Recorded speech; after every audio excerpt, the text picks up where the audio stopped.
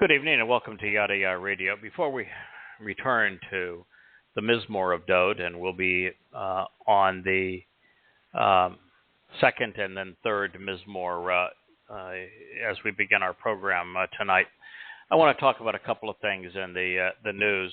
The first of those was that there was an interview of Vladimir Putin by Tucker over this last couple of days that I haven't really watched much of the interview. I've read excerpts of what was said from probably 10 different sources. And I just found it extraordinarily interesting that Putin correctly stated that the United States, CIA, and U.S. government deliberately led a coup in the Ukraine to topple the popularly elected government so that they could set up the conditions for a proxy war in the Ukraine that the United States had been planning for 10 years prior to that date. This is not an opinion. This is not hidden. It's exceedingly obvious and well known. In fact, irrefutable. Putin stated it, and the progressives and the media, who I swear can't think, condemned Tucker for not challenging him on telling the truth. And then he spoke about that he had no reason to invade the Ukraine and would not have done so had it not been for the belligerence of the United States regarding including Ukraine in NATO and then equipping Ukraine with weapons poised against Russia. And irrefutable, absolute fact. And nonetheless, Tucker was condemned by the progressive media for not challenging Vladimir Putin on telling the truth. Now, I have gone from having a fair amount of respect for Putin, for being one of the very few politicians in the world that will actually tell the truth, that can stand on his own 2 feet and can put together a historical narrative. And to the point now where I despise the man, but I despise the man because I have an agenda. I have a bias. My bias is Yahowah and his people. And because the United States has sanctioned Russia and put Russia in a position where it had no choice but to expand its allegiance with Iran, which did all manner of bad things, including allowing Iran to finish its nuclear weapons program. Because of that, now Russia's in a position where it has no choice but to offer rhetoric that is opposed to Israel and in favor of Muslims. And so by saying it, even though I understand the motivation for it and that I understand that the fault belongs to the United States, nonetheless, you can't say that kind of stuff, the kind of things that are coming out of Russia, vis-a-vis the issues of October 7th and Israel's subsequent war against Islam without engendering Yahowah's and therefore my wrath. But nonetheless, I thought it is extraordinary in the sense that the leftists in this country know nothing but ad hominem attack, and they're all for aggressively trying to establish the narrative when the opposing party is not a progressive, and yet they will let a progressive rattle on about a series of opinions without ever challenging them. The second is that it didn't appear anywhere in the mainstream media, and yet the President of the United States over this past 2 days demonstrated conclusively what we've known for the last 3 years, that he has dementia. He got all excited about a release from an independent investigator that was actually appointed by his appointed attorney general, who said that he was not going to pursue Biden on criminal charges of possessing classified documents. It wasn't because he didn't break the law, because he did. It wasn't because he didn't have the documents, because he did. He said, the reason I don't want to prosecute him is he is an old man with a failing memory, and because he's an old man with a failing memory, if he is challenged in an open court, particularly here in Washington, he's going to get a sympathetic jury. So it's not the kind of case that can be pursued. He went on to say, to demonstrate why I came to this conclusion, that he is an elderly man with a failing memory. When I was given the opportunity to question him about these events, he couldn't remember any of the circumstances about them. He couldn't even remember circumstances pursuant to his son's death.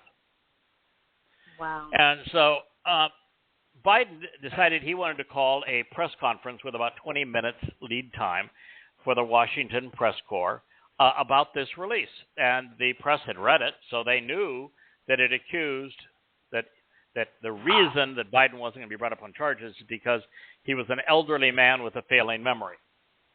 And so they were there, and they were obviously going to ask him questions about it. And he got exceedingly defiant and made an utter fool of himself. And then at the end, when he was asked about the Gaza war, he had called Sisi, the president of Egypt, the president of Mexico. He couldn't remember the name of Hamas. And just the preceding day, he had said that he had had meetings the last few days with the former, or actually two presidents of Germany, and one of a nation that skips my mind at the moment, both of whom are dead. Wow. And he claimed, I think Kohl of Germany was one of the two, and he claimed that he had recently met with them. They're dead. Mm. The President of the United States has dementia. Now, this Right. dementia isn't something that just came on suddenly. He had aneurysms that required surgery, which he was told he would likely not survive, and that if he did survive, the best outcome was that he was going to lose cognitive function. He did. And it's obvious. And everyone knows. You called it years ago. Yes, we've been talking about this for at least 6 years. And I thought it was just cruel that progressives would prop this man up as if he was qualified to be President of the United States. It's just reprehensible. And so those are the two things I wanted to share from a news point of view. Yes, also in the news, Hamas has rejected the ceasefire.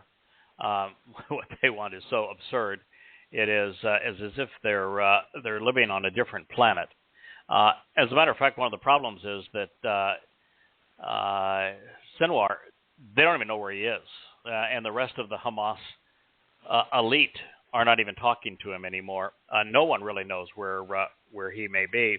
And most recently, Israel has unearthed lavish, wide, huge tunnels that were all beautifully tiled inside and had cages for the Israeli hostages. So it's a really special situation that's going on there. The only sane voice right now in Israel is the man that I've been so opposed to for his religious government and bribing the Haredim. Netanyahu is the only person that's actually telling the United States, no, we're not going to do that. Right. We're not going to authorize, as a result of terrorism, a fake Palestinian state. Not going to happen. We're not going to capitulate. And no, we're not going to accept Hamas's term and surrender. So it's quite a pickle. You've got a really egotistical and immoral man that's the head of your country, and he's the only sane voice you've got. And you can't trust him as far as you can throw him. And the two most popular people underneath him, I don't think, have a collective IQ of 20. Yeah. I mean, Gallant and Gantz are hopeless. I think that Gantz actually has some character. I just think he's ill-equipped to be in a high a position to have any authority over a state where decisions are so critical as they are in Israel. I had a tremendous surprise that occurred to me on my behalf yesterday. I don't get many tremendous surprises these days because, well, I'm enduring the most painful thing I think a human being can do, which is I'm translating the Quran, and I'm dealing with the Hadith, and I'm speaking of the most despicable being in the history of the universe, and Allah, he's Satan, and Muhammad, who was the most pathetic human who ever lived. The Quran is the worst book ever written by any standard. And you spend 14 hours a day dealing with it. It's, there's not a lot of highlights. Although I'm glad that I have this opportunity. I think the only person on the planet that's capable of doing what I'm doing. True. Goddamn Religion version 1 now has been completely rewritten a second time and is now 800 pages and available both at Amazon and on our website, yadayah.com. It is now immensely more compelling and powerful than the first version of it. And GDR2 is also completed. It's also 800 pages. And it is also available both at Amazon and paperback and on our website, yadayah.com. I am now 170 pages into Goddamn Religion, Volume 3, which is called Terrorist. It'll be also about 750 pages or so by the time it is completed. So that's where we are on that project. One of the things that I learned, and this was my gift, is that 22 years ago, I wrote Prophet of Doom. I hadn't been back to it since October 7th, 2023, when I realized this was the best hope for Israel. An ultimate gift that I could provide is to go back and update it and rewrite it based upon what I know. And when I wrote it in a chapter called the Pedophile Pirate. It's about Muhammad's perverted sexuality with children when he was in his late 60s, screwing around with 6-year-old girls. It's pretty pathetic. So you talk about being depressing. That's a pretty depressing thing to have to write about. But at the end of that chapter in the old book, I was dealing with Muhammad's response when he was questioned, because during the same time he was, the Hadith explains that he was diddling a 6-year-old child. Muhammad led or inspired 12 terrorist raids of his former family and neighbors, the Quraysh, trying to steal the money from a caravan because, well, no Muslim wanted to work, and this was the only economy they could muster, was to be thieves. And he failed on his first 11, and he finally succeeded on the 12th, killing some Quraysh and robbing the caravan and taking captives. First blood was Islam. And so I was talking about how Allah went out and approved what Muhammad had done. Allah is a big fan of murder and of kidnap and of looting others. So in writing that, I was accustomed back in the day of having to debate Muslims, and since they couldn't defend Islam, they used argumentum distraction, which is to change the subject. So if I was talking about how the Quran is a declaration of war on all humankind, which it is, they would say, well, there's violent verses on the Bible. Well, of course, there's no term that has anything to do with God that you could render Bible. Bible is based upon Bel, which means with the Lord, and the Lord is Satan. It is associated with Babel, which is the ultimate beast, the mother of harlots, Babylon. But nonetheless, as I went through it, I was going through, this is the only instructions that Yahweh had to say to wipe people out, and that was in his home. And they were the Canaanites, and he explained the reason for it. And it wasn't open-ended.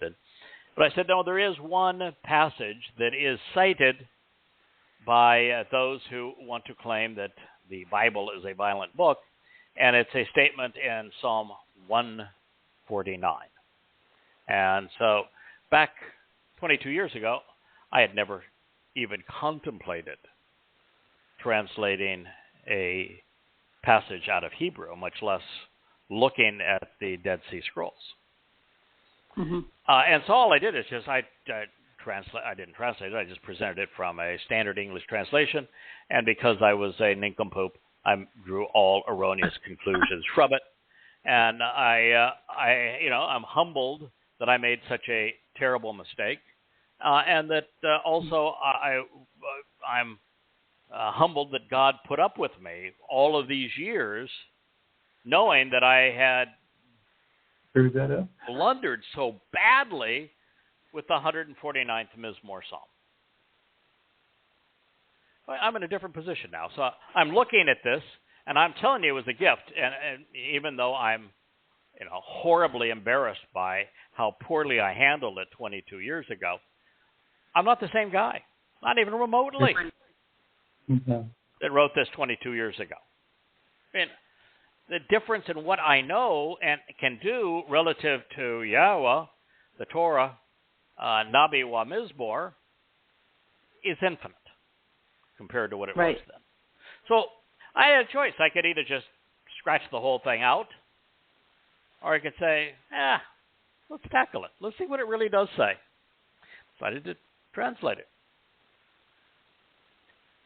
Turns out the entire psalm speaks to what we're doing today, and not just what we're doing in the sense of calling Yehudim home, not just in the sense of being Dod's herald, not just in the sense of being Yahweh's witness, not just in the sense of how Yom Kippurim is going to play out because of what we're doing together. But almost the entire psalm is Dod mocking Islam. From the first word to the last word, it is Dod showing that he, in fact, was the most brilliant man who ever lived. His sarcasm towards Islam is better than Eliah's sarcasm towards the prophets of Baal and Asherah. Wow. But unless you knew the Quran intimately, unless you knew Allah intimately and understood Dod, you'd never pick up on any of it. I don't think, in fact, I know for certain, no one has noticed any of these things over the past 3,000 years. And because I'm the only person that was in a position to notice them, because I've now translated most of the Quran, and I'm an expert on who Allah really is as Satan, and I love Dod serving as his herald. I'm uniquely qualified to pick up on all of those clues and say, this is what Dod is mocking. Right. Yeah. Which means it had to have been written 3,000 years ago, knowing that this fella, God's going to inspire somebody that's going to do the work necessary to figure it out at the right time, doing the right thing for the right reason for God's people. Exposing and condemning Islam on behalf of God's people, so that the gathering for Yom Kippurim in your 6,000 October 2nd at sundown 2033 is a grand and rousing success. And that's what the psalm says. It will be. We will prevail. Wow. But not only does it say that, at the end of it, after excoriating Islam in every which way that you could do with a sense of sarcasm and humor and brilliance, it ends by saying two things. One is that because of what we have done, it is God's decision that we be granted the opportunity and the responsibility to judge and condemn those who have abused Israel. To be Satan's judge, to be Muhammad's judge, to be Paul's judge, and to inflict the appropriate penalty. Not only sinning, but inflicting the penalty that is appropriate before they go. Wow. What a God to say, honestly, I want you to do something no one has ever survived before, and I'm going to have your back. I'll protect you, but I want you to excoriate Islam. I want you to free my people from this scourge by exposing the truth about Islam, so they know they're not fighting Hamas, they're not fighting Hezbollah, they're not fighting Iran, they're not fighting the Palestinian Authority, they're not fighting Pakistanians, they're at war with Islam. And I want you to explain how horrible Islam is and how Satan is the god of Islam. And then to say, because of the diligence that you've applied to this, I'm going to give you the opportunity. Now you're the Moshe of Islam, if you will. Moshe was brought back into to Mitzrayim because he's the one person who understood the government and the religion and the economic caste system of Egypt. So God knew he hated it and walked away from it. And so he was the perfect person to go in to Mitzrayim with Yahweh to free his people from that which he had left and hated. Well, right. I hate Islam, Muhammad, and Allah more than any other person on the planet because I know them better than any other person on the planet. Yeah. And therefore, I'm now the perfect person to expose and condemn them. That being the case, I'm the perfect person to judge them. Mm-hmm. And God has said, that is now your responsibility. You wanted it, you got it, you earned it. Now that's a really, really bad thing for Muhammad and his henchmen and every jihadist who's ever yelled Allahu Akbar or sought to harm a Jew. Yes. Because I am not going to be the least bit sympathetic. And I'm going to begin by tormenting and punishing Allah. And then by tormenting and punishing Muhammad. Wow. And making them watch. Good. Now, the next thing that is so interesting about this is that after all of that, God ends the Mizmor. Dode ends the Mizmor by saying, this particular individual who is with me now on the excoriating of Islam and who is partly responsible for this gathering on Yom Kippurim that is so successful, so much appreciated by all of the participants,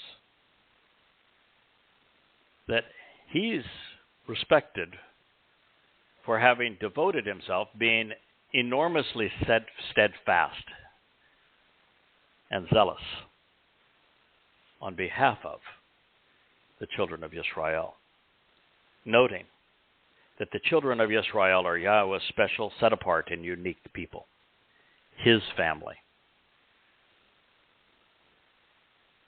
And may we all radiate Yahweh's light. Yeah. What a treasure. I just walking around today after having written it and translated it, and then today as I searched the Dead Sea Scrolls to make certain I had it all correct, added the what the Masoretic text had omitted, which was the end of the psalm. Mm-hmm. Yeah, I'm just saying, there are days where you provide marvelous gifts, treasures. It's a treasure for us. Now, Dee, we began this program, before the program began, with you saying that as you handle social media and you talk to the covenant families, a lot of people say, Goddamn religion is not for us. We want to really read the other books. We're not interested as much as in goddamn religion. And I said, that's wrong. That's wrong. Sorry, it's just wrong. Our interest is Yisrael. Israel's greatest foe over the next 10 years is Islam. It is our responsibility as family members to protect our family. And the only way to protect Israel is to expose and condemn Islam so that Jews understand the threat of Islam while at the same time explaining what Yahweh is offering in place of it. His covenant, his Moed Mikre. That is our job. That is our family. You can't turn away from that. It's also like what you were saying with Mizmor that you just translated in GDR3 is that Dode talks about this. He knows the religion. Correct. And we should be able to communicate with him about these interests that he has. It's important. Understand that we are only 10 years away from eternity with Yahweh. You can go into eternity with Yahweh saying, I'm here. I'm delighted I'm here. Always wondering how much better eternity could have been if you'd done more before you were here. Mm-hmm. You're here. It's a wonderful existence. But how many more Yehudim could have been here? How much more joyous could the experience be if you invested a little more during this 10 years? And that's what Dode is recognizing, is that we're doing that. Now, if Dode cared enough to expose and condemn Islam while speaking of the joyous return on Yom Kippurim, should we? Shouldn't we? Absolutely. He's our king. He's our shepherd. It's a really good idea to be interested in what he's interested in. He has the ear of Yah. Exactly. Yeah. The other thing I want to talk about is that the end of the 149th Mizmor is found in 11 QPS. It's the Great Psalm Scroll. This sucker is 14 feet long. This is a big scroll. The only scroll that's larger is the Great Isaiah Scroll. But even with the Great Isaiah Scroll being longer, still imagine the Great Psalm Scroll is 14 feet long. Okay. And it is one of 37 scrolls devoted to Dode's Mizmor, found in the caves above Qumran. There are more Psalm scrolls than there are Torah scrolls. It was the most revered collection far and away. But what happened in the transition from the end of the Essenes who scribed these, copied them?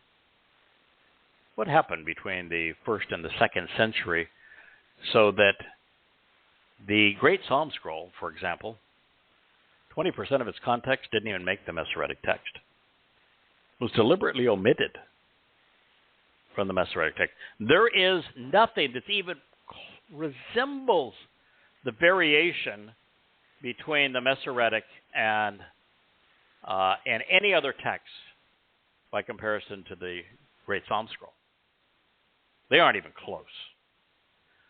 So what happened? Rabbis are what happened. There were no rabbis at the time. The rabbis came to fruition in the late 1st, early 2nd century, and they took over Judaism. And guess what? The rabbis don't like Dode at all. And if you say, well, but their symbol is the Star of David, bull. The Star of Bar Kokhba, their false Messiah. They just ascribe it to Dode for their legitimacy, but the star belongs to their false Messiah, Bar Kokhba. Dode didn't have a star. Bar Kokhba means son of a star. Mm-hmm. They hate him. they've always hated him. They have done everything they can to write him out of the text. They've done more harm to Dowd than the Christians have by robbing all of Dowd's attributes and accolades and giving them to their false god, baby god, dead god on a stick, Jesus. Yeah. It's worse in Judaism. They defy the idea that God has a son. And what does God say? He's my son. I am his father. He is my firstborn. They are looking for a Messiah that they have no idea what his name is when we're told explicitly that the Messiah, Dowd, is returning. They never refer to Dowd as a prophet. They never consider, even for a second, that he fulfilled Pesach, Matzah, and Bikurim, which was the three most important days in human history. Nothing any human being has ever done is as important to us as God's beloved Son and our Messiah, our Savior, fulfilling Pesach, Matzah, and Bikurim. And they don't even have a clue what he did, why he did it, how he did it. And yet, they read Hebrew. I am a Gentile.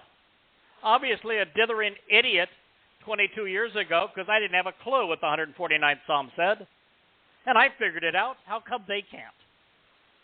That's a good question. Because they don't want to. Yeah. Important. Absolutely. They hate. The only individual the rabbis hate more than Dowd is Yahweh.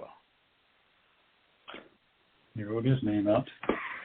So, as we proceed in coming home, if you are Yahud, beloved of Yah, Jew, if you are Yisrael, an individual who wants to engage and endure with God, that's what those two names mean.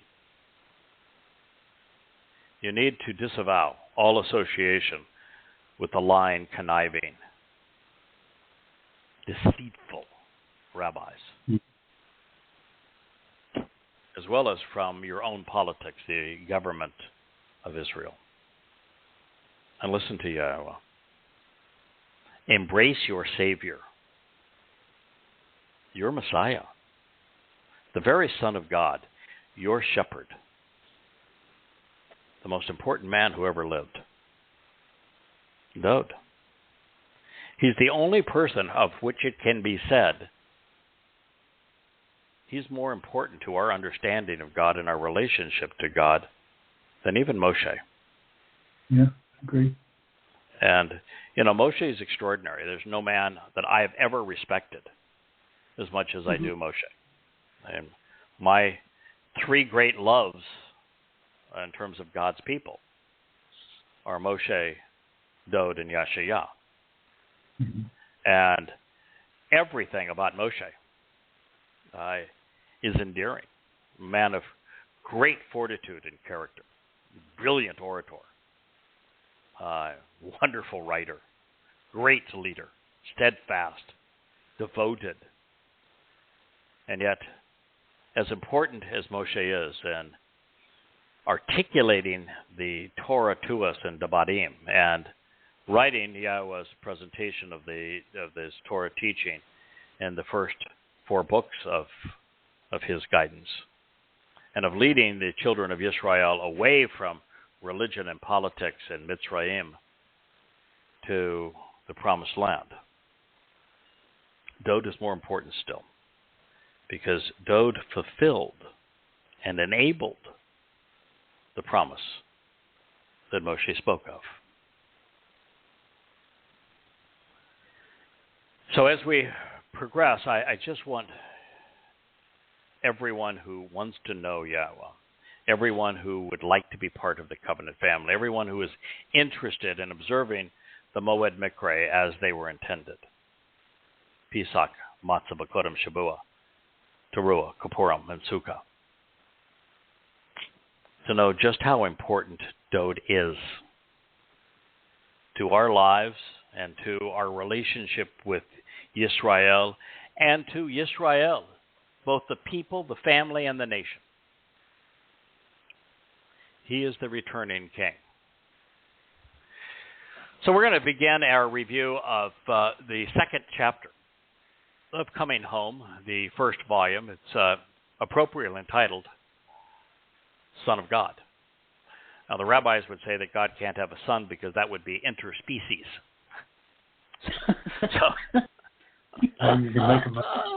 So obviously they're not really attuned to why does God call Israel the children of Yisrael? Whose children are they if they're not his? Yeah, he is obviously not, they're not up to speed on what is the name of the third Mikra. Well, because they only know one of the first three, because they absolutely have eliminated matzah. It's a missing ingredient now as part of Pesach, and Pesach is now a 7-day celebration, as opposed to matzah is the 7-day celebration that begins with Pesach and ends with Bakurim. And what does Bakurim mean? Absolutely. Yeah. Firstborn children. Firstborn children. Mm-hmm. So, God's in a different position. God says that I created you and I conceived the covenant, and I'm making the mikre available to you because I want to raise a family. And the entire inheritance is because we become children of the Almighty and inherit what he has to offer. Yahweh refers to himself as a father because he's head of the family, which makes us his children. And the firstborn of Yahweh's children wasn't Adam. No. Wasn't Abraham. It was Daud. Mm-hmm. God said so, and I think we can trust him on this. Mm-hmm. Yep. The byline for this chapter is, "This day I bring you forth as your father." We could, and almost did, make an entire meal out of what Yahweh inspired his son to write in the opening refrain of the second song, although I think we made even a bigger deal out of every word that was in the first psalm, including the first word of the first psalm. It's become obvious that God isn't a proponent of man's propositions, particularly religion and government. With the exception of Daud and his Daud son, Solomon, and only in Israel, no government has been authorized or established by God, despite what kings and presidents may say. And even then, Yahweh only acted after the Israelites rejected his Shaphat judges, with Shamuel being the last of them. Having made the decision to follow in the ways of the Gentiles rather than being Torah observant, God figured that since they were insistent on a king, his preference for a shepherd might at least set a good example. This, of course, means that Paul, the founder of Christianity, the author of 14 letters, the man that inspired the Gospels and the book of Acts, lied in his repulsive letter to the Romans, and again in Hebrews, as did the Roman Catholic Church, which grew out of his perverse doctrine. God is opposed to human governments,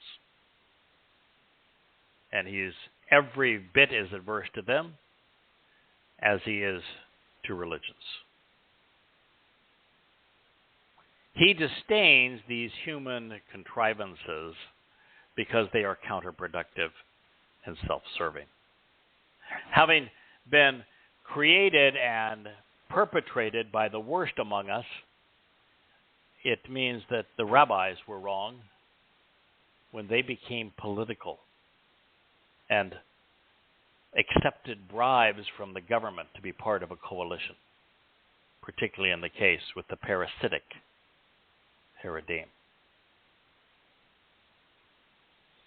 Reprising Mizmor 2:1, before we move on to the second refrain, Daud wrote, "And for what reason? do noisy and confuse throngs of scheming and rebellious Gentiles gather together to conspire in open defiance, Ragash. The vociferous and disorderly crowds of restless religious, political, and militant ethnicities, estranged from Israel, rise up vehemently to hastily agitate in fellowship with one another, with races attempting to be noticed and gain attention through their perceived and contrived plots, creating a disturbing commotion as part of an unrestrained cult of worshipers by hurriedly convincing and promoting clandestine conspiracies. It's quite a opening statement, isn't it? Mm-hmm. And of course, there was nothing that fit that definition in Dode's day. He's writing as a prophet. Okay. And while there have been many who have fulfilled that, the Assyrians did, the Babylonians did, the Greeks did, the Romans did, the Roman Catholics did, most of Europe did, led by the Nazis and fascists, and the communists certainly did, and now Muslims have, and progressives are next in line. But a lot of people who have fulfilled that prophecy. The people of these nations who are transformed while massing under an antiquated and unifying religious, political, and or conspiratorial leader, Wa Leom, these groups who associate and gather together under an individual who changes them in some way as a result of the primitive and arcane concepts, choose to plot and to speak, Haga, are driven away by their choices and utterances, having wrongly decided and selectively searching, muttering their musings aloud, so with their imagined grievances and personal beliefs all formed after considerable attention to isolated information. Boy, that's the nature of conspiracy, is it? As well as religion. To scheme to remove the people who are the focus of their complaint. Boy, now that is the living embodiment of conspiracy. And vain delusions, deluded in their fantasies. Mizmor 2:1. My wife showed me something that DU probably sent that showed the big idiot that we used to know that is the ultimate conspiratorialist that does the one thing that upsets Yahweh more than anything else. He combines Yahweh's testimony, my translations of it, with his conspiracies. But the top of his page was that the Maui fires and were the result of the U.S. Unleashing a new modern energy weapon. Lasers. And you just say, what is it that causes people to be this deluded in their fantasies? That fire had an immediate and provable cause. Mm-hmm.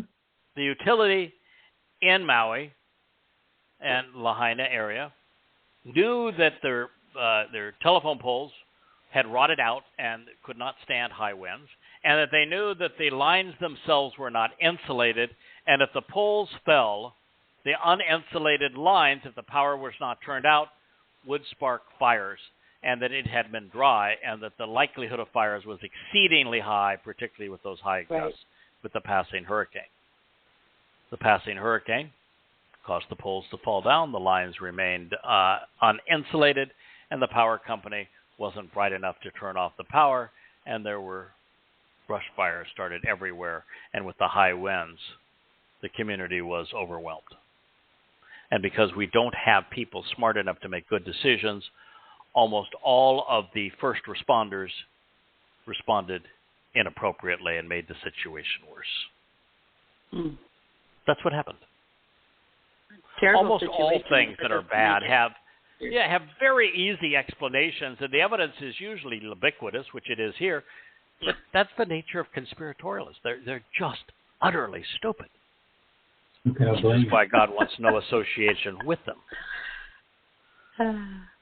Anyway, with I this appreciate every time you discuss this. I do. Yeah, and people need to hear it. I just appreciate every time you discuss this, because I always see people get up in arms and leave the covenant. It's like, then go. Because if you can't be reasonable, you can't approach Torah and be reasonable. Go. Yeah. If you think that chemtrails are a secret plot, that 9/11 was a secret plot, that the nightclub massacre and Shady Hook was a secret plot by your government, then go away. Just go away. It's fine. Okay. We're fine. We're fine without you, and we're worse with you. So please just go away. Don't parrot things with the covenant.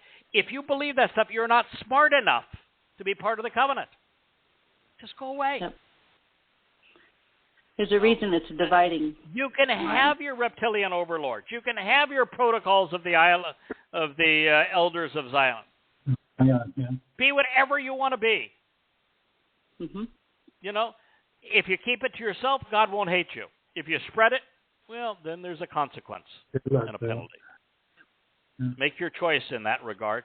But get away from us. I'm not going to try to convince you that you should change. No, I just want you to leave. Go away. You're not welcome here. We'll be focusing on the Torah. They can fiddle with that. And we don't want to try to reform you. That's not our goal. If you're exposed to the truth and you can still cling to lies like that, you don't belong. You're counterproductive. Go away. And I'm not speaking for myself. This is God's position. Yeah. Dode goes on to say this: the rulers of the earth, solely on their own initiative, continually set themselves up. Oh, isn't that the truth? Those who govern, lay a foundation to conspire and rebel. Look at what's happening in Israel and the United States, positioning Israel. Israel, for the United States right now, is a sacrificial lamb. Yeah. Now, there's already been a sacrificial lamb. It's a really good thing. Dode was the sacrificial lamb. Happy he did it. We're not going to make Israel the sacrificial lamb. And that's exactly what the Biden administration is doing. And this is the reality of the situation. Saudi Arabia has actually reneged on their acceptance of BRIC to play the United States for one last hurrah. And what Saudi Arabia has positioned the United States is that you guarantee that you will sacrifice American lives and weapons to defend Saudi Arabia at all costs, under any circumstances. And you sacrifice Israel, imposing a Palestinian state based upon 1967 borders. Or we'll join BRIC, and we will start accepting other currencies other than the dollar, and the American economy is toast.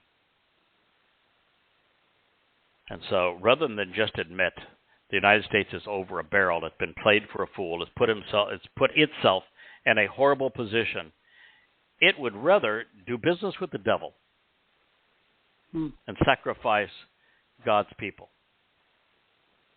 knowing full well that every attempt to reward the fake Estinians with legitimacy has turned into terror, death.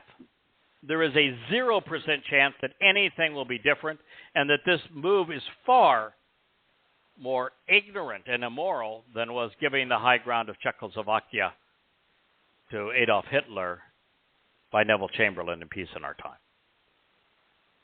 And yet, this is what nations do. This is why Yahowah devoted almost a full chapter of Yashayahu, the great prophet, to denouncing what the United States is doing. But this is the way that countries act. This is the way that people govern. Those who govern, lay a foundation to conspire and rebel all together against Yahowah and against his Mashyach.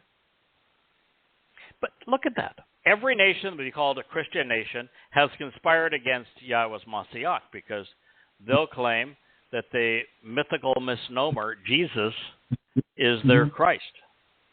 That is conspiring against Yahweh's Mashyach, because Yahweh's Mashyach is the author of this psalm. He's Dode. Jews, same thing. Rabbinic Judaism came into being with Akiba foisting a false Messiah, Bar Kokhba, on the people.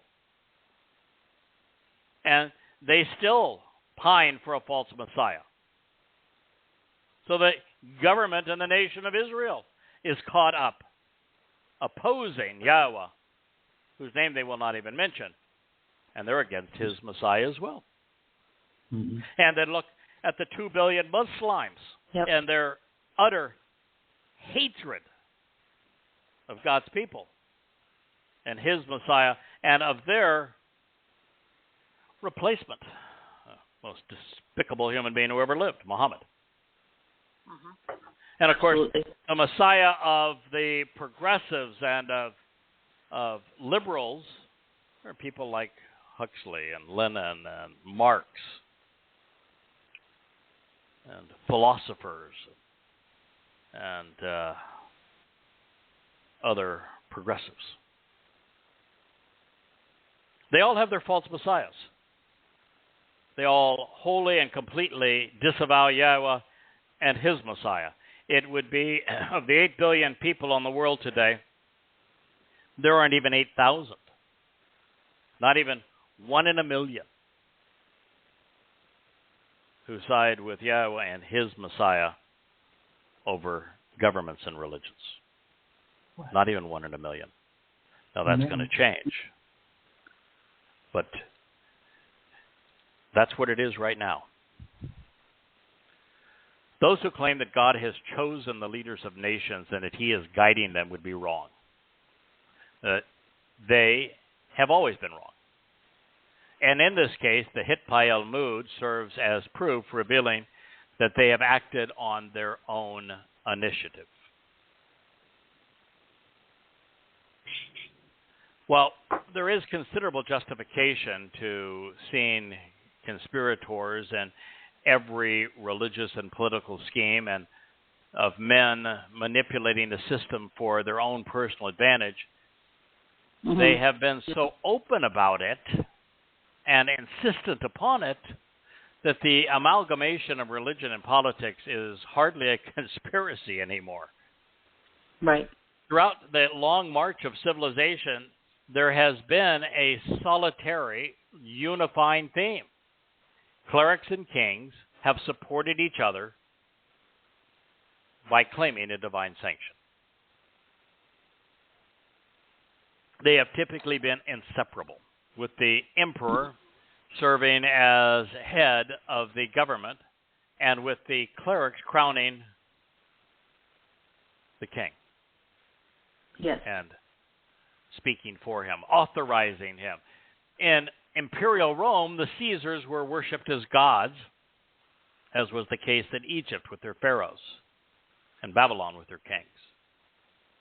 Beginning with the Emperor Theodosius in 400 CE, at the point that imperial Rome became indistinguishable from the Roman Catholic Church, each successive despot throughout Europe would claim that they had God's authorization to rule, and God was always opposed to them.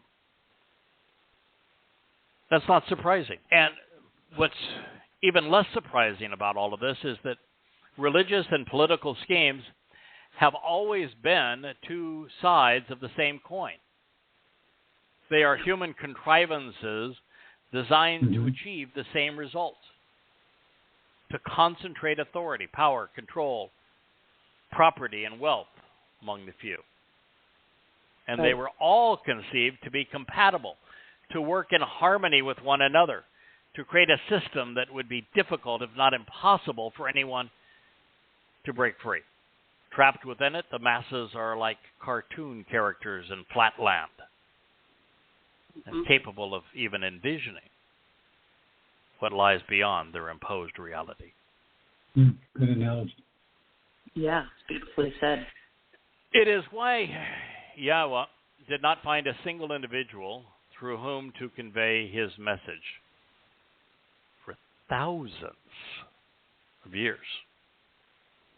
There was no one sufficiently capable and courageous, rational and literate, willing to break free of these integrated control mechanisms and risk everything to expose and condemn those who not only claim to have had God's authorization to govern every aspect of their lives, but also who held all of the weapons and the armies to wield them and controlled the police, the judges, and the prisons.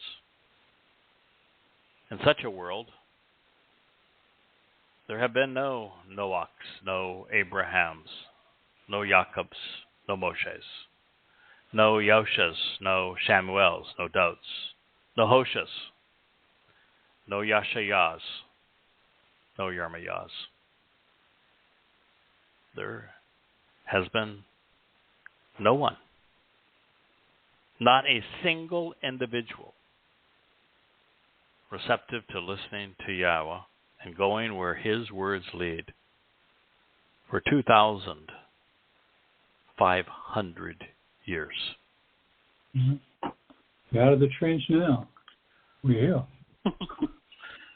That is why we're here. Yeah. It wasn't that we competed against a world of candidates, and because of our superior intellect and being remarkably articulate and studious, that we were afforded this job after competing with billions. No, there was no competition. There was no one else in line. There's no one else who even wanted the job. In fact, there was no one else that even knew the job was available. I'm not sure there was anyone that even knew who God actually is. Yeah, what he said. What he's asking in return. Sad but true. Yeah, I know. So come a long way. Perhaps now, from this perspective, we can better appreciate why Yahweh pleaded with his people not to follow the ways of the Gentiles in their nations, to refrain from being political and religious. But it would not be easy. The web of lies is so intertwined, and we have all been influenced and indoctrinated, even manipulated, like Lot. So ensnarled by these deceptive and deadly human contrivances, that even when one among us would find reason to cut the spinneret, there would be hundreds more, all sticky and interwoven, all designed to immobilize prey that might otherwise walk away. Now keep in mind, these webs were spun to be unseen. It's a web of silky smooth bonds, ensnaring and entangling the unobservant victim. And yet the tensile strength of these spider webs, like those found in nature serving as a metaphor, would be greater than the same weight of steel. And they're even more elastic. Those who would struggle against them would wear themselves out, and they would become ever more ensnarled in these convoluted traps. Those who witnessed others rebellious and their fight for freedom, pursuing a way out only to die a public and excruciating death, would be dissuaded from doing likewise, deterred from rebelling and seeking to flee this control apparatus, throughout history. Mm-hmm. They've been murdered and tortured. The Muslims tortured those who opposed Allah. They not only tortured them, then they did victim shaming. And then they claimed that those that they had robbed and abused and raped and mutilated, that Allah was going to burn them again forevermore in hell. Not really much different than the Roman Catholic Church with all of its torture apparatus. Yeah. They were just a little more sophisticated at pain. And of course, how do you beat the Romans with Crucifixion. Crucifixion, Specifically yeah. designed to inflict the most pain possible. And no nation probably was ever more humiliating than the Assyrians. Egotistical than the Babylonians. Diabolical than the Europeans, particularly under the Nazis. Mm-hmm.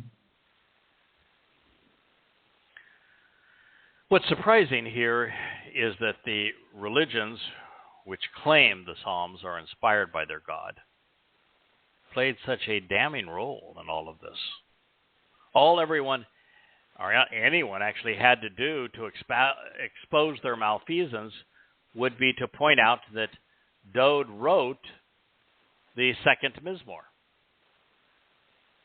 But it would never be that simple. Those who wrongly claim God's authority are never persuaded otherwise, even by God's own words. And the masses, confined and twisted up in their binding web of lies, are seldom, if ever, receptive to a reality other than the one they have been conditioned to believe. The webs of politics and religion, like those of social customs and conspiracies, are filled with holes. Each spindly thread is easily broken. But there are so many of them within these interwoven control contrivances because they have been designed to integrate almost every aspect of the human experience. And without an unbridled passion to be free, a fully functioning Nesoma conscience, and divine direction, most people not only remain trapped, they don't even know that they're being constrained.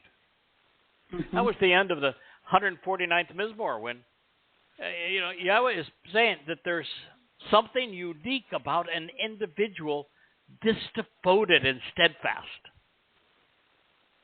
And it's true. It's been 22 years of 6 and 7 days a week, 10 to 14 hours a day. That's a lot of dedication. Consistently willing to go where the words lead. Truly, yeah. No matter the risk. Now, it's not a sacrifice. The rewards are tremendous. And the rewards are eternal. And the company is sublime. But nonetheless, there are few takers. Those who break the bonds of religion are typically ensnarled by a political scheme that is no better, thinking that they're going from faith to reason. They simply find themselves trapped in a different web of lies. It is the story of Abraham seeking Yahweh's help with his nephew Lot, of what the entangled and ensnared got. That's what Lot means. Mm-hmm. Both right and wrong.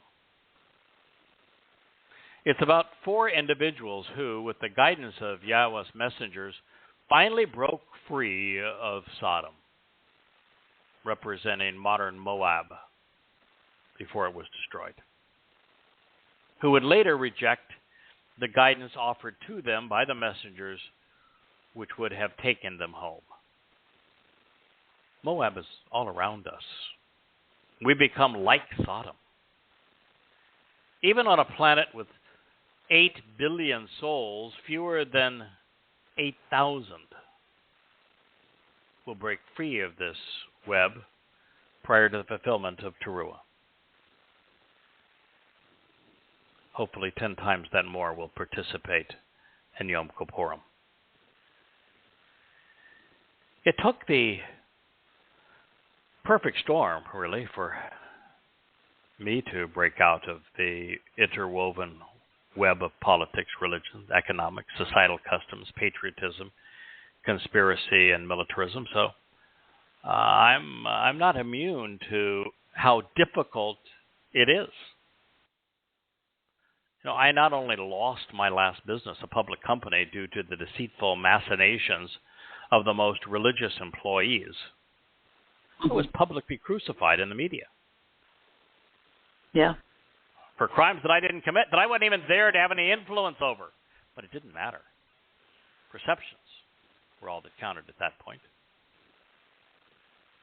I had my faith shattered. Good thing. But it wasn't just my faith in religion and capitalistic economics, and journalistic institutions, and patriotism and politics that were everything was shattered.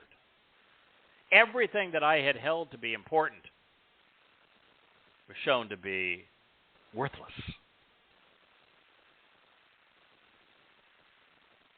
So I became disenfranchised from politics, from patriotism, the military, and especially after getting to know George W. Bush personally and witnessing the revolting carnage of 9/11.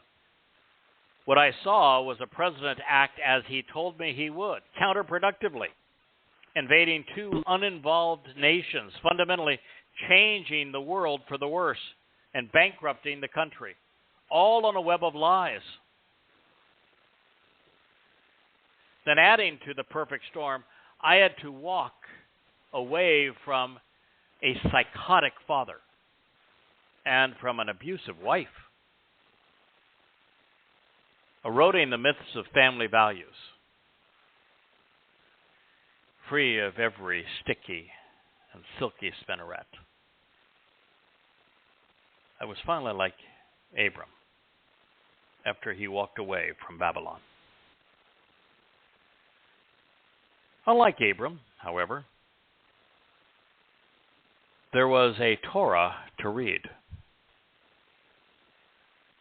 It was so poorly translated, however, that it wasn't nearly enough to embrace the truth. Worse, it was hidden beneath a mountain of New Testament and Talmud deceptions. I was still living in the world Paul and Akiba had woven, the one in which Dode had so brilliantly expounded against. But as I pursued the connections between 9/11 and Islam at Yahowah's directions, I discovered an insight that profoundly changed my life. Pondering why Allah, who is Satan, would denounce Satan in his Quran, I came to understand that Yahowah had what he had revealed about the adversary and his connections with Babylon, with religion and politics and deceit and conspiracy. In Yeshaya 14. Satan despises his depiction of the adversary because it precludes him from his prime objective, which is to be worshipped as the God of religion. The final bond that needed to break was Shaul, another man who admitted to being demon-possessed. Having witnessed the binding and ensnarling strands of religion and politics, of economics and militarism, all dissolve. Having come to understand the source and the purpose of this matrix, I was free to do as Noah, Abraham, Moshe, and Dode had done, which was to actually listen to what Yahowah had to say and act upon his guidance. There was nothing standing in the way anymore. Over the ensuing 22 years, I've come a long way by never venturing off course and always trusting Yahowah's testimony. As a result, the path out of Moab, out of Edom, and away from Ammon, this exodus from Mitzrayim and Babel to the Promised Land has been more clearly marked and illuminated. The Nesh, this sign and banner that we are responsible for writing, that God himself is lifting up, is being comprised, and Yahowah is going to raise it to call his people out of the three Babylons. Geographic Babylon, religious Babylon, and political Babylon. From the outset of coming home, I have presented the interactions between Yahweh and Dode as father and son. This approach is particularly relevant now because in addressing the response of political and religious leaders towards their relationship, Dode spoke of it as being over Yahweh and against his Mashyach. This means from their perspective, to rise up against one was an attack on the other. To claim supremacy over Yahweh, as the religious have done with Hashem, with Jesus, and with Allah, has engendered a hostile response from his Messiah. To designate the Son, or denigrate the Son, is to disparage his Father. Can't denigrate Dode as the Son of God and the Messiah, our Savior, without antagonizing his Father, who just so happens to be God.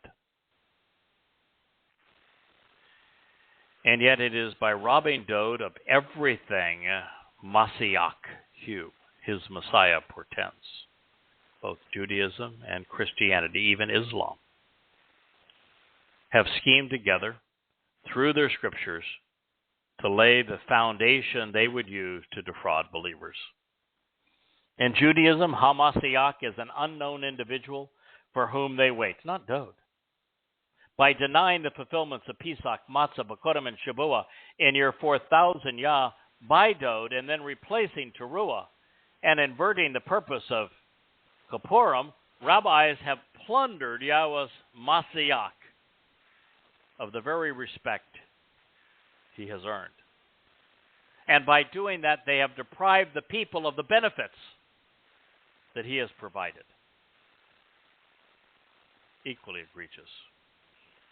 Rather than admit that the founder of their religion was wrong, rabbis doubled down on Akiba's dim-witted scheme of venerating the false Messiah Bar Kokhba, son of a star, by ascribing that same star to David.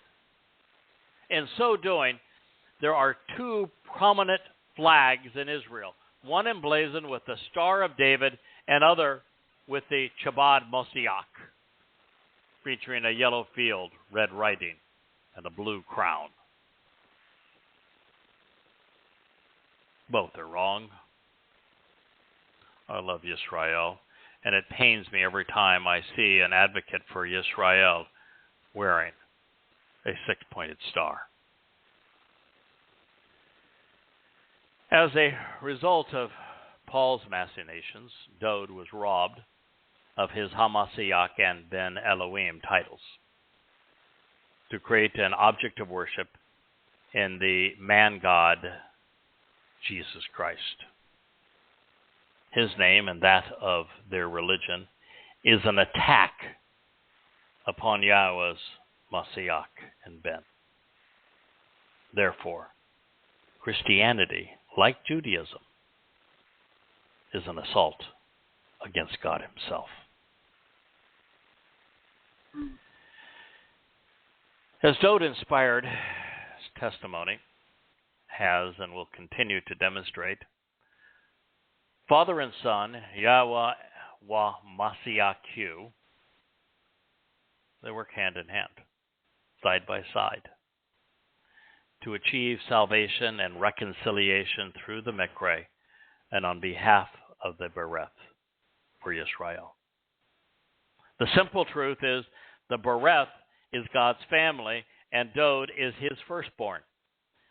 And for the rest of us, the singular means to approach our brother and father is through the invitations to call out and meet, the Mikre,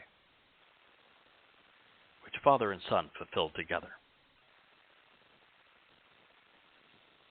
It isn't until we come to appreciate this relationship, why, when, and how, it has led to the most favorable resolution of our guilt, that we truly know Yahweh and Dode. And in this light, a nameless Mashyach, the perception of unfulfilled Moedim, restoring witnesses, the advocacy of a Jesus Christ, a New Testament, or a Talmud, or a false Mashyach and his star, is an attack on the Son and an attack on the Father, and thus debilitating. One of the most interesting things about being Mashyach anointed is the recipient is separated and set apart from all others, and thus cannot be seen as integrated into a popular religion or body politic. At the same time this was written, there was only one man who had been Mashyach anointed by Yahweh. True. The Psalm speaks of Yahweh's Mashyach. At this time, how many were there? It's only Dode. So if Dode is speaking of Yahweh's Mashyach, who is he speaking about? Himself. You got that correct. To be Mashyach in the most positive and authorized sense, Yahweh defined the concept. One has to be anointed in olive oil at Yahweh's direction. Dode was 3 times. He lived 3 lives. 2 have already transpired. The 3rd is less than a decade away. Well, Dode represents the truest sense of the word, as is the case with most Hebrew terms. Mashyach isn't necessarily an endorsement. Yahweh used it in conjunction with Cyrus, the Babylonian king, who lived and died as a pagan estranged from God. Although, to be fair, Cyrus was very, very unique among civilized rulers. There may not have been anyone more fair, less vengeful than Cyrus. And so he was a very effective tool for Yahweh to use on behalf of his people. But he was definitely not anointed, and he was not Yahweh's Mashyach. He was simply an implement to be wielded to gain the attention of a wayward nation. The good news here for Israel is that God's people are being led to see this as it once was and remains, as a choice between Yahweh and Dode on the one side, and the adversary and religion on the other. The Mashyach anointed, they are being asked to accept, is the shepherd and the lamb, as well as the king of the millennial kingdom, the beloved son of Yah's Dode. He is not unknown, nor is he the Christian Christ crafted in the image of Dionysus. There is another problem, also of a religious nature, causing Israel to reject Dode. According to the acclaimed prophecy in the 9th chapter of Yeshayahu, the Son of God, his Mashyach, is a Gabor, a mighty leader and gallant warrior who has and who will once again conquer Israel's Goyim enemies, unify the kingdom to bring peace to the land. It was in the Yobel year of 133 CE that Akiba transferred these attributes to his warlords, Shimon Bar Kokhba, fooling many in Israel to follow him to their doom at the hands of Rome. But what they have all missed is that Dode was and will be that Mashyach, anointed Messiah. Far more egregious than this is the realization that the reason Akiba foisted this false Messiah on Jews was that he was seeking to justify Judaism's failure to recognize that Dode had come to fulfill Pesach, Matzah, Bakurim, and Shabuah in the Yobel year of 4,000 Yah, as he himself had predicted. Right. It's obvious that Dode was going to do this.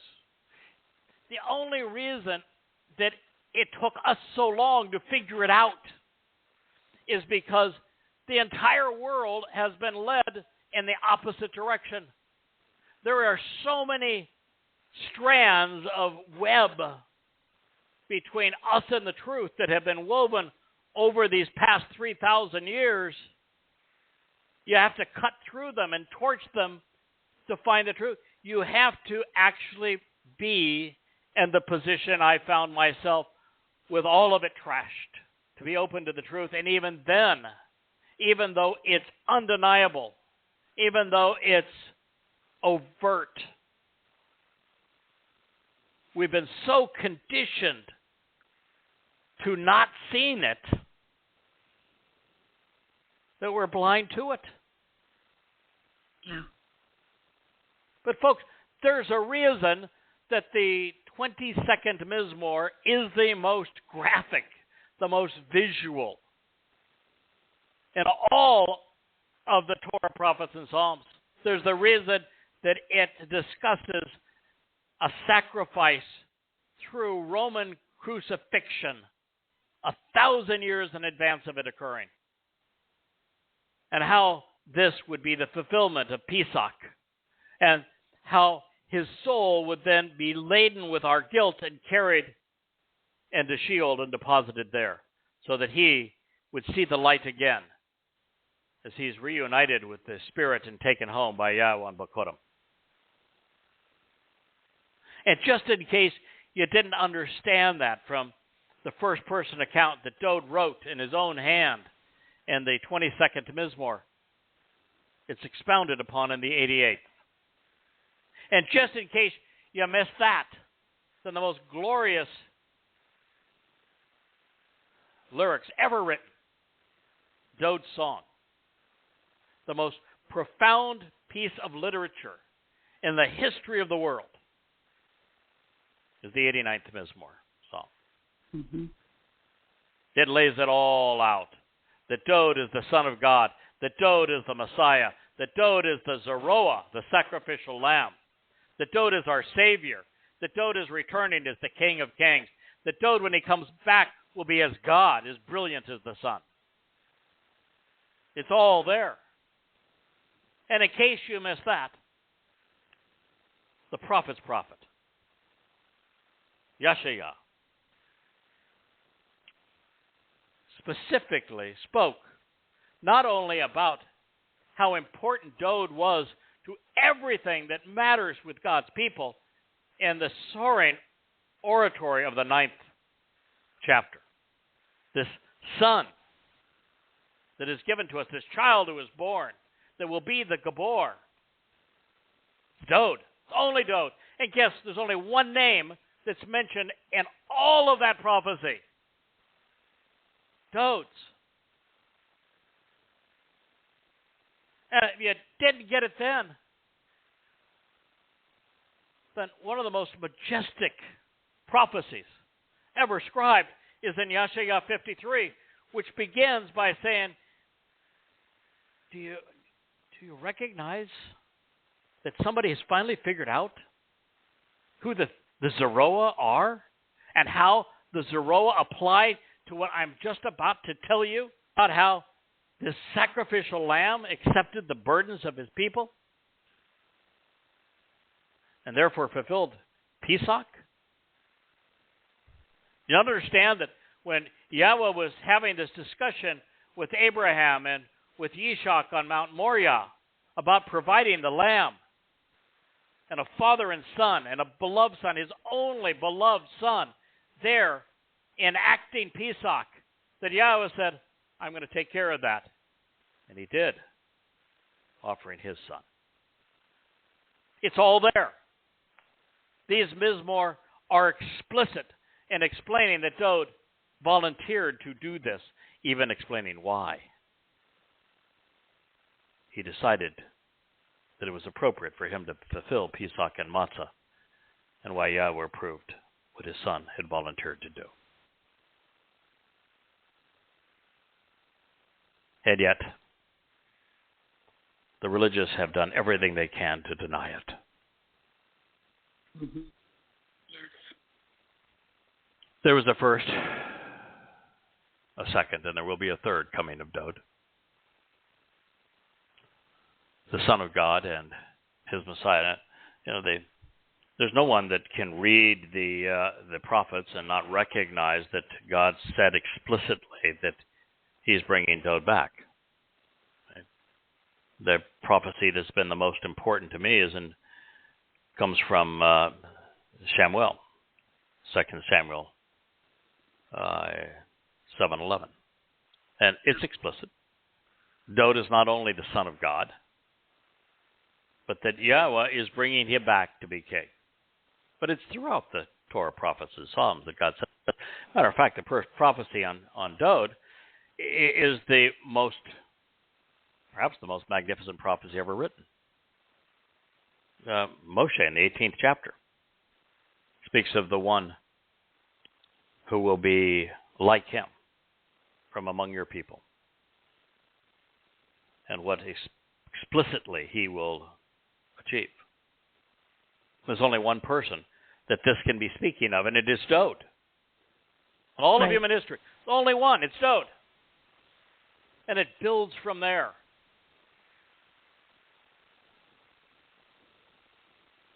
This tells us that Yahweh can and will bring the souls of those who have been part of his covenant and are important to his plans back for the millennial kingdom, beginning the 10th anniversary of what happened in Israel on October 7th, 2033. So on October 7th and 2033 is when all of the covenant members throughout history will be brought back with Dod as our king. Since we all know that God is committed to doing that, what's the difference in terms of bringing him back twice versus 3 times? Why do you think he was anointed 3 times? Yep. Dod is the one who returned to fulfill Pesach, Matzah, B'Kodim, and Shabuah on behalf of his people in year 4000 Yah, 33 CE. He is the real person that the caricature of Jesus was modeled after. And Judaism, Christianity, and Islam, they have misconstrued Dod's first life, misappropriated the next 2. And to do so, they must deny what Dod wrote in these Mizmor, all of them really, particularly the 22nd through the 31st, and then what was written in the 88th and 89th, as well as everything Yeshaya, Isaiah, and the other prophets had to say about him. We are still recording, although we're no longer broadcasting, although everyone listening on the phone is able to still hear what we have to say. So we'll go on for another few minutes this evening. The truth about this is obvious. It is the religious mindset that has precluded understanding. That's why I shared with you all I had to lose to finally be free enough to see the truth. And in reality, I lost nothing and gained everything. And that same opportunity is available to you, to everyone. The Torah proclaims that the Shabat celebration of Sukkah, following God's return, this 10-year anniversary of what happened so tragically in Israel on October 7th, 2023, I think it is the demarcation of the beginning of the time of Jacob's troubles. Nothing will ever be the same. The time of Jacob's troubles began on October 7th, 2023. It will conclude exactly 10 years to the day with the celebration of Sukkah. Well, God's going to return with Dod on Kippurim. There's a lot of business to take care of in those 5 days. So we are discovering that the world will be united and stay united against the man Yahweh chose to save and guide his people. The man who explained how to properly observe the Torah in the 119th Mizmor and then lived it. The man who wrote the psalm that made it possible for me to bring these programs to you, for me to write goddamn religion, for me to share the truth about the Torah and the prophets, the 91st Mizmor. More than any other, it is Dod's name and words which are on the Nesh, this sign and banner which Yahweh is lifting up to call his people home. Dod knows that man seeks to control while God seeks to free humankind from religious and political control. He understands that we must be free of human domination before we can participate in the covenant. It's what happened with Abram. It's what happened with Moshe. It is what must happen to all of us if we're to be part of God's family. So at this time, Dod, Yahweh's Mashyach, is asking his people to break our allegiance to all forms of governmental and religious control. The question is, will you join us?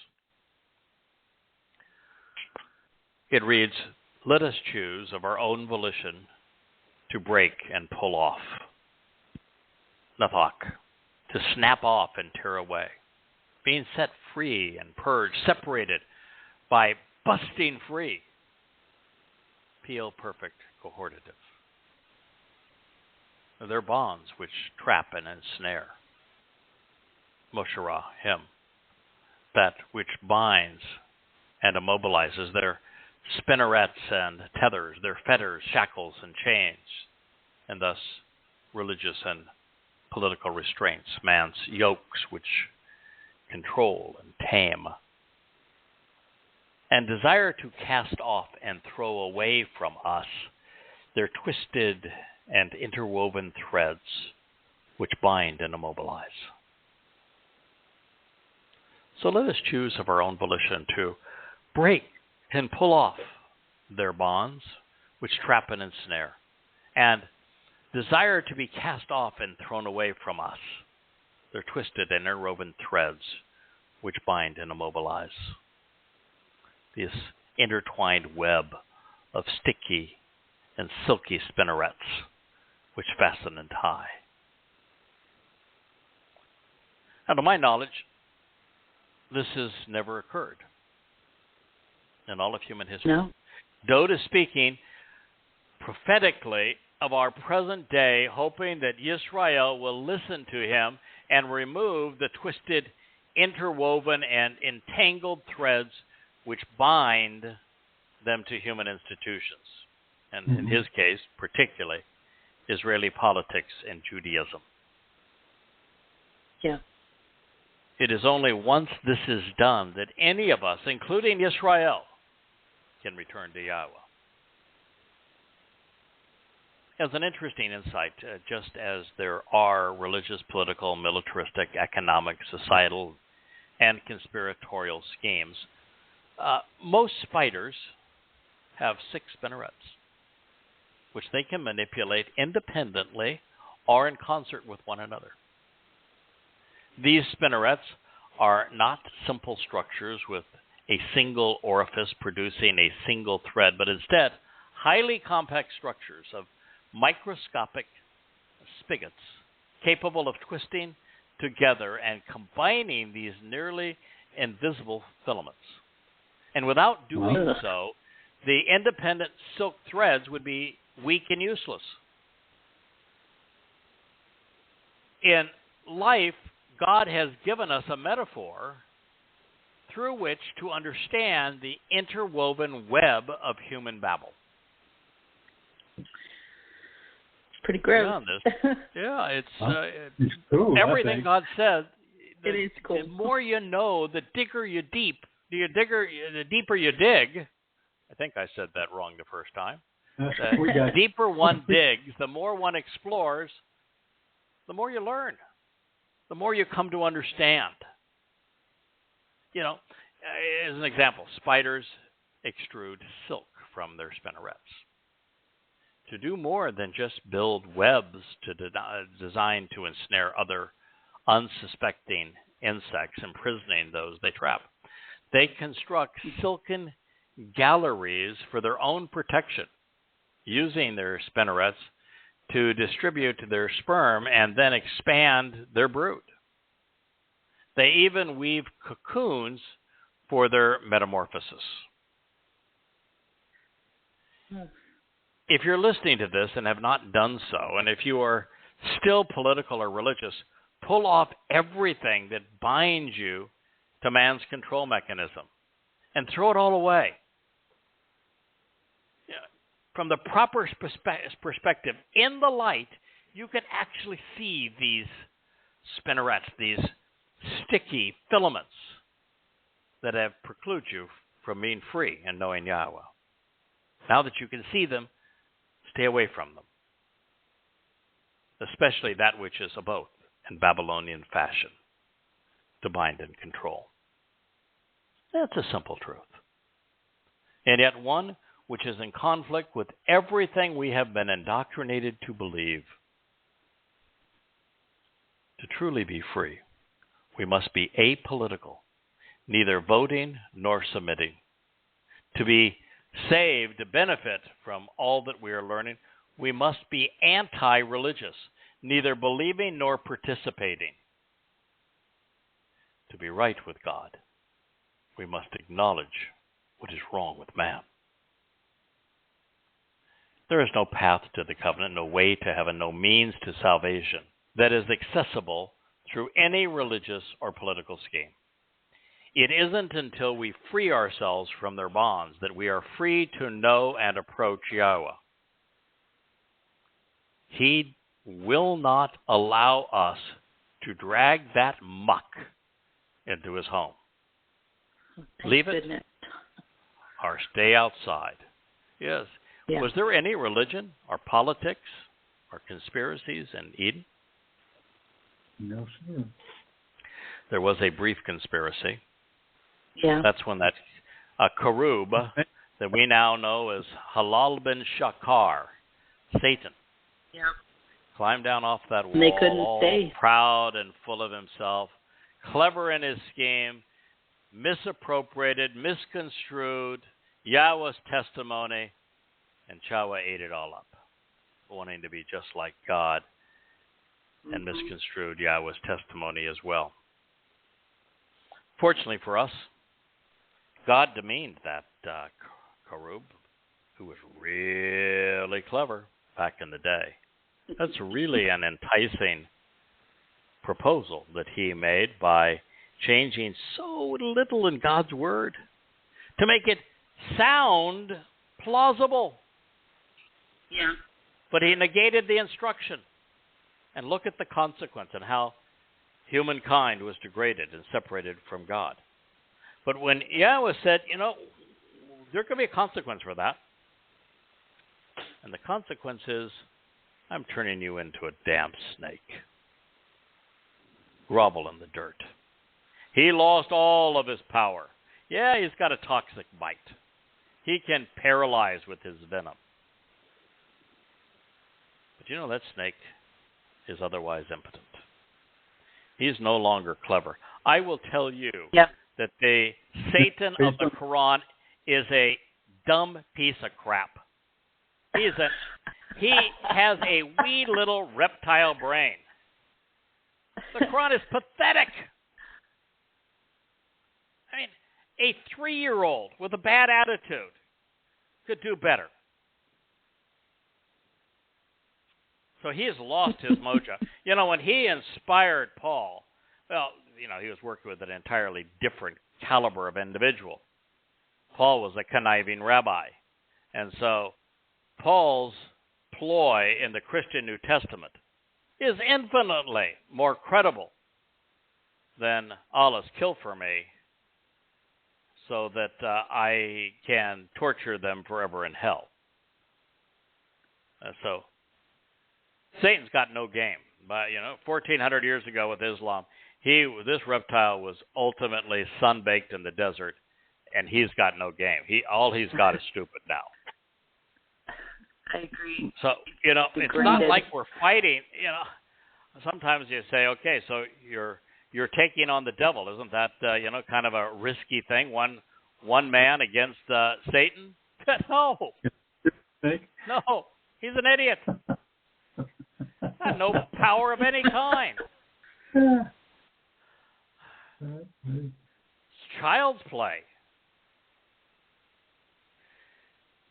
But keep in mind, folks, that until you separate from things that Satan has inspired man to conceive, religions that promote him as God, and politics that inspire men to control others and to preclude them from knowing the truth, then you're not in a position to avail yourself of what Abram experienced on the way out of Babel, which is Yahweh inviting him to the covenant, or what Moshe experienced when at the base of Mount Choreb tending sheep, because he had left all of the politics and religion and caste system of Mitzrayim behind. So we must be in that position. I'll read one more verse from this Mizmor, and then we'll call it an evening. So recognizing that those Yahweh is laughing at are those who have conspired to oppose him and to ensnare his people, we read, "He who inhabits, establishing his dwelling place in the heavens, holds them in contempt, and he's going to pulverize them. Yahweh ridicules their foreign behavior and mocks their unfamiliar language." Mizmor, lyric to be sung, Psalm 2:4. For the most part, the last 2,500 years, God's not paid much attention to what's happened on earth. There was no one to talk to, no one to communicate through, no one to accomplish anything with. Sure, he was here to do everything he could to support Dode, but that was God, Father, and Son working together without anybody else even aware of what they were doing. But that's changing. He's paying attention now because there's only a decade left. He has promised to reconcile his relationship with his people on Yom Kippur, and he's going to do so. And that means he has to re-engage. He has to protect Israel from total destruction over these next 10 years. And when they're over, he will hold all of those who come against his people in total contempt, and they will cease to exist. Good. And for those who take exception to me calling Allah a piece of shit, that he's got the wee little brain of a reptile, that the Quran is the worst book ever written, understand it is Yahweh's preference to ridicule such things. Yep. And Absolutely. If you don't like it, you won't much like spending time with Yahweh. No. That is his style. I happen to like it. Not everybody is going to. Some people are going to be sensitive and say, you shouldn't mock people that way. Well, I'm not trying to win friends and influence people. All I want to do is present the truth, and I want it available to Yisrael so that those who really want to know God, who are willing to walk away from religion and politics, to be part of his family, have access to the truth so that they can capitalize upon it and be part of that wonderful family reunion 10 years from now. Quite frankly, anyone who doesn't want to mock, people who commit heinous crimes like rape and pedophilia, don't come around me. Don't come around me. I don't want to talk to you. Right. Yeah. Muhammad was a rapist and he was a pedophile. Mass murderer. He was a mass murderer. He was a terrorist. He was a thief and he was a liar. And people are still raping and plundering and mutilating and terrorizing Jews and others because of what this piece of crap had to say and what he did. Yep. And if you think that it's polite to respect such a man, then what I'm telling you is you have no compassion and no morality. Those who are moral and compassionate stand up against and they oppose that which inspires terrorism, rape, pedophilia, and incest, and mutilation, and murder. Torture, yeah. And that is certainly God's position. The subject matter doesn't need to be conveyed, but I hold a considerable animosity towards a particular individual that has done horrible things to people that I care about. And the retort is always, why don't you be the bigger man and forgive and forget? No. Why would I do that? I'm not going to forgive heinous behavior. I'm not going to forget what happened. No. If anything, I want to expose it, condemn it, remain judgmental and opposed to it, and to warn everybody else that will listen about it. Mm. You don't want to forgive a rapist. What a stupid thing to do. Yeah. Well, I hear people, messed up in religion saying, I know they murdered my son, but I have forgiven them. Why? Are you insane? Are you immoral? Yeah. No. You do these kind of things, and I want to hold you accountable. I want you exposed. I want you condemned. I guess that's one of the reasons I got the job. Good. Probably. Of doing that. I'm very judgmental. Wrong is wrong. And you have to understand what kind of things have to be opposed. Right. I don't care what you do that harms yourself. Somebody wants to do drugs that harm themselves, don't care. Certainly not going to spend any time dealing with them. They want to waste their lives, that's up to them. The kinds of things that matter are the abuse of God's people. Right. The corruption of his message. Those things matter. Yes. And you have to be opposed to those things. And then the kinds of things that not only prey on the innocent, like rape and pedophilia, they go against people who cannot defend themselves. But while an individual act is so common today that it's pretty hard to do anything that will thwart an individual act amongst the millions of people that abuse others in these manners. If there is a political doctrine or a cultural teaching or a societal edict, or worst of all, a religion that encourages and justifies and condones such behavior in the case of Islam, then the only moral choice is to be steadfast and devoutly and unequivocal, boldly against it. Yep. So that's where we stand.